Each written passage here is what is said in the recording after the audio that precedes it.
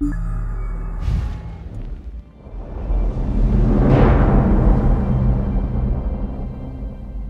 name is Nick Conkle, and I'm lead gameplay designer for the Elder Scrolls Online.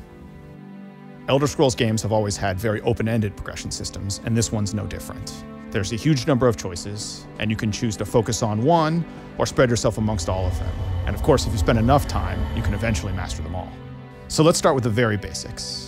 As you play the game, killing monsters, doing quests, or exploring the world, you're going to gain experience points that's going to allow your character to level up.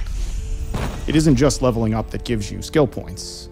You can also get them by finding special shards in the world called sky shards, or by doing special quests along the main path. When you do level up, you get a point to spend in an attribute and a point to spend in a skill. Attribute points increase the three basic resource pools in the game: health, magicka, and stamina.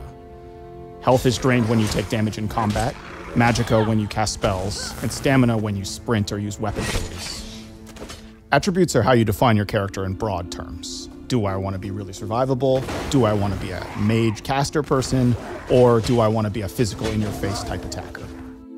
Skill points, on the other hand, allow you to define your character in a specific way. So you can spend a point to learn an ability or a spell, and abilities or spells belong to a skill line, which is a thematic connection of abilities. The more you use abilities from a specific skill line, like say Stone Fist from the Earth Magic skill, the more you'll have access to the abilities later in the line, like Petrify or Magma Armor. After you gained enough experience with an ability, you get the opportunity to morph it to further customize your experience with it. So, for example, the Templar ability Rush Ceremony, which heals a nearby ally, can be morphed so that it heals 3 nearby allies, or so that it restores magicka to you when you cast it. After you've advanced far enough in a skill line, you gain access to ultimate abilities, which are some of the most powerful abilities in the game.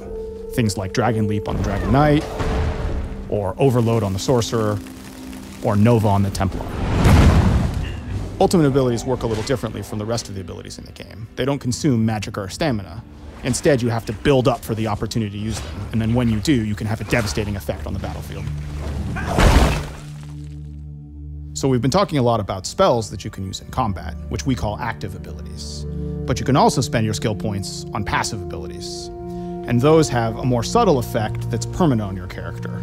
So it can be things like increase the damage you cause with fire spells, or something like where your lightning magic will have a chance to cause the target to disintegrate instantly and turn into a pile of ash. There are 2 decisions you make at character creation that will affect the skill lines you have as you progress your character further. Your race, which gives you a set of abilities that helps define the identity of that choice, and your class, which actually gives you 3 unique skill lines that follow a general theme without actually forcing you into a specific role. Your class and race skills only represent a fraction of what's possible to get in the game, though. There's a whole set of general skills that are available to anyone who plays the game. A good example of this is the weapon and armor skills, which every character starts the game with, and anyone can take the time to learn and master. So no matter what class or race I picked, if I pick up a sword and shield, I can start getting stronger with that weapon. Or, alternatively, if I want to wear light armor and use a staff, I can become a good mage. You can also find entirely new skill lines for your character by playing the game and exploring the world. This ranges from relatively easy things to do, like join the Mages Guild or join the Fighters Guild, or by finding out in the world the opportunity to become a werewolf or a vampire. Getting one of these new skill lines gives you the opportunity to get special abilities that wouldn't be available to your character otherwise. We've really only scratched the surface of all the different combinations of builds and abilities that players have been making using this progression system, and that's what you'd expect at an Elder Scrolls game. It's all about player choice.